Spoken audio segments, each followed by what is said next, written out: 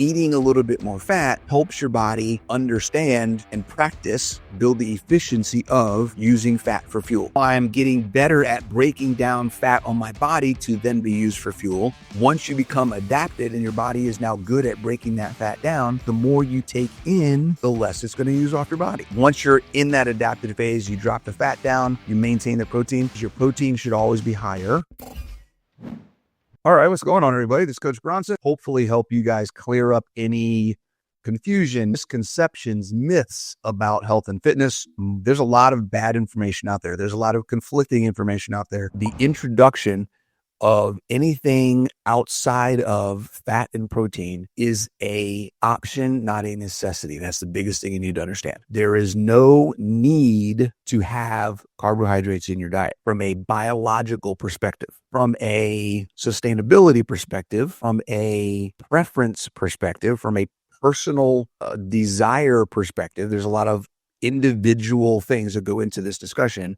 If you feel like you want some carbs, and by carbs, I mean a potato or some fruit or something like that, right? To increase your palate, your options, change things up so you feel like you get bored eating ground beef all the time, whatever it may be. That is something that you can try. And if it's working for you and it's not setting you back, then have a blast. If it's causing you a problem, then you have to decide, am I more worried about the health issue that I'm dealing with or the not reaching my body composition goals or whatever else it is, than I am enjoying my food? Totally up to you. Your decision. No one can make that decision for you. So just when it comes to that topic, I'll just say, I know that I've been hearing that a lot out there. What about honey? What about fruit? Those kinds of things. Nobody's getting sick necessarily eating strawberries or blueberries. If the sweetness of the fruit is a trigger for you, and then it starts having you crave other things, and then it's leading you down a path of now you want other things that are sweet that aren't natural and aren't as wholesome, that can be a problem. So you need to be careful. There's a lot of things that go into it. So just make sure you're being aware and you're paying attention to the triggers and the things that are happening, and you're making good choices. Yeah, I'm going to try to make this simple and understanding. The 3 phases of ketogenesis, of becoming keto and fat adapted. The 2 main sections that all these phases fit into is when you're starting to get keto adapted, and then once you're there and how you maintain it. The first phase can be beneficial to people who are overweight, who are not adapted, and they're trying to improve how their body processes and utilizes fat. Their body is not used to breaking down fat. The process of lipolysis is not something that their body has ever had to do, breaking down fatty tissue into fatty acids to be then turned into fuel and then ketones for more fuel and all those things. That is what we kind of call priming the pump. Eating a little bit more fat helps your body understand and practice, build the efficiency of using fat for fuel. I know how to use fat for fuel. Now I'm getting better at breaking down fat on my body to then be used for fuel. We now move into the shift of being fat adapted, where initially doing that is helping the body process energy and fat, and it's just working better. Everything's happening faster. Your metabolism is speeding up. Your mitochondria is working better. All the things. Hey there, I wanted to let you know about my latest book, Body Confident, that's coming out in September 2024. Call it a critical thinking guide to your health journey, because it is a framework, a guide, a blueprint that's going to help you understand and be able to filter all the information that's out there on the internet that you're getting from social media, YouTube. Go to bodyconfidentbook.com. That process at some point in time will stop working if you are shoving fat in your face. It happens every single time, 100% of the time.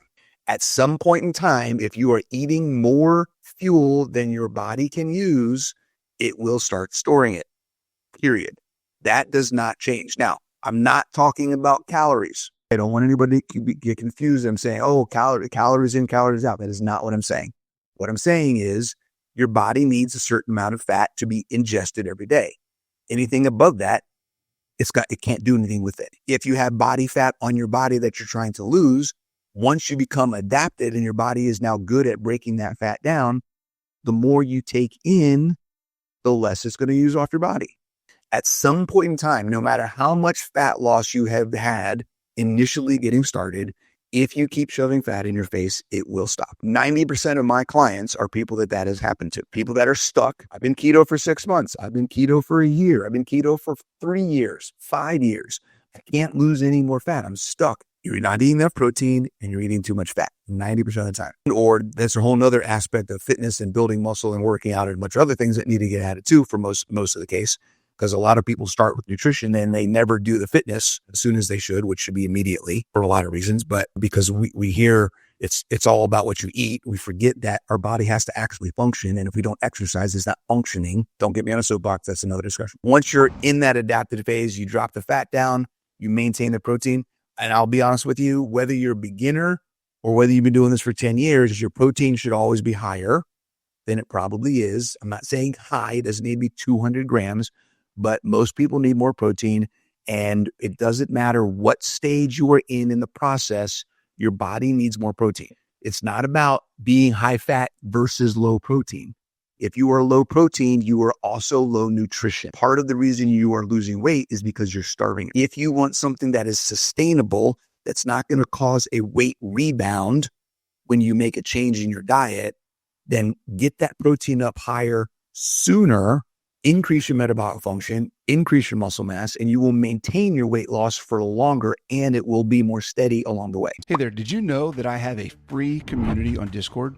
If you go to discord.coachbronson.com, you can join my community, you can meet other people, you can engage in a group of individuals who are all searching for and having success in finding their context and the solutions that will work best for them. Hop yourself in there. discord.coachbronson.com. See you soon.